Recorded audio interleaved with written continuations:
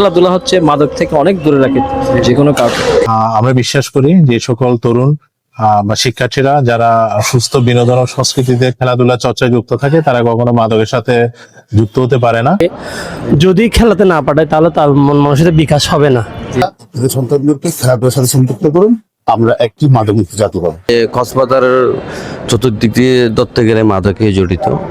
জনগণের কাছে মেসেজ পৌঁছে দেওয়া, তাদেরকে এই যে মাদকের বিরুদ্ধে সচেতন করা।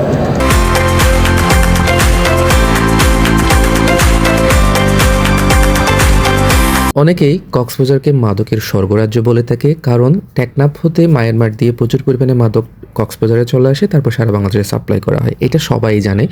সো এই মাদকের বিরুদ্ধে যুব সমাজকে সচেতন করার জন্য শুক্রবারে রুহুল আমিন স্টেডিয়ামে অনুষ্ঠিত হয়ে গেল মাদক দ্রব্য বিরোধী ব্যাডমিন্টন টুর্নামেন্ট। এই টুর্নামেন্টের শুধুমাত্র একটাই উদ্দেশ্য, সেটা হলো যুব সমাজকে, সর্বোপরি কক্সবাজারের জনগণকে মাদকের বিরুদ্ধে অবস্থান করা, মাদকেরকে না বলা।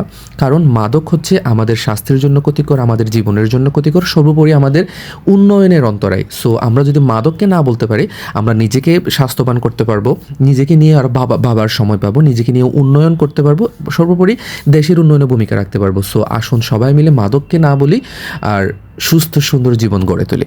কারণ মাদক আমাদের উন্নয়নের অন্তরায়, আমাদের স্বাস্থ্যের অন্তরায়। সো আসুন সবাই মিলে মাদককে না বলি।